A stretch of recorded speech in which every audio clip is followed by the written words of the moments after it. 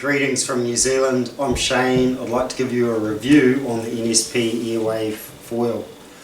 I've been using this system for just over a year in a lot of different scenarios, sup foiling, surf foiling, tow foiling, wing foiling, pump foiling. So you're all sorts of different places, brakes and types of foiling. As you'll appreciate, the two most important things for most people are affordability and durability, and these are well represented in the NSP Airwave.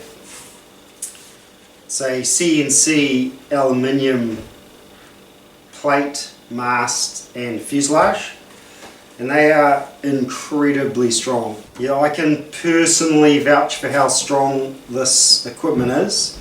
I've bashed it into rocks, reefs. The NSP Airwave has a very strong backbone. So yeah, the carbon front wing and rear wings are pre-pregged over a foam core, and they've also proven to be very strong.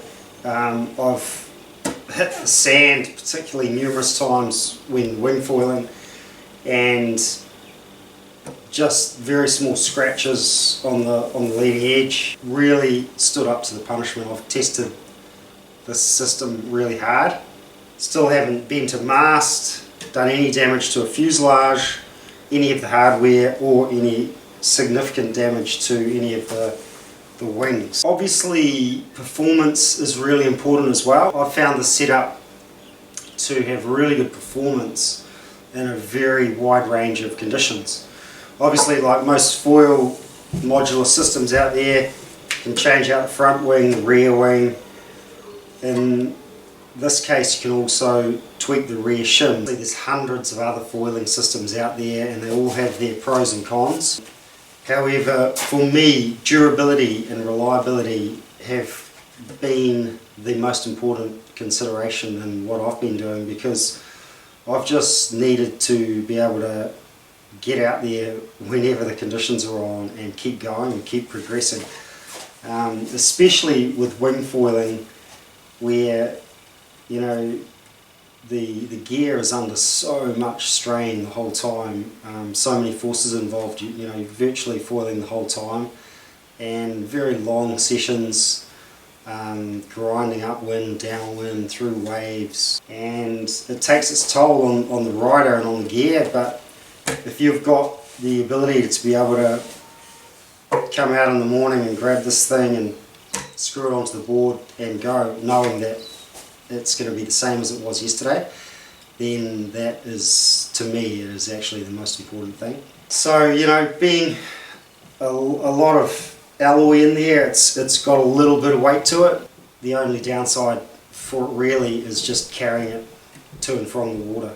Going through it a bit more detail, the plate uses the very popular track system. It's very strong and well engineered.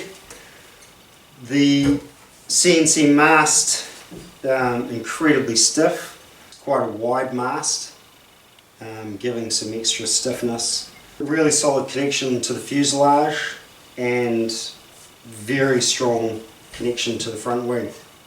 The rear wing is sitting on an adjustable shim, and the Airwave comes with 3 different shims that you can use to tweak the angle of attack of the rear wing. So you can optimize the setup for extra speed or maximum speed, roll stability, pitch stability, turning ability.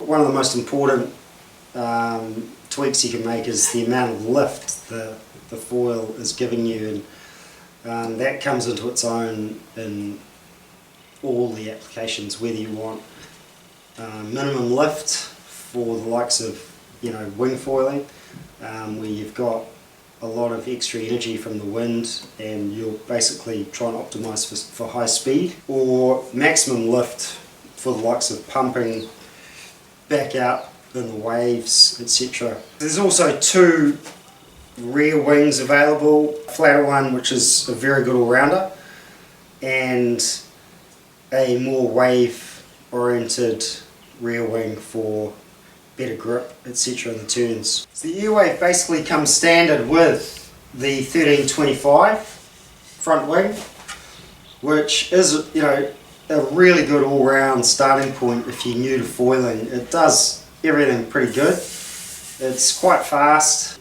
good high-speed turns. You can pump it to an extent, and it's quite a fast pumping foil. I've used this probably more than anything over the year that I've been using this setup.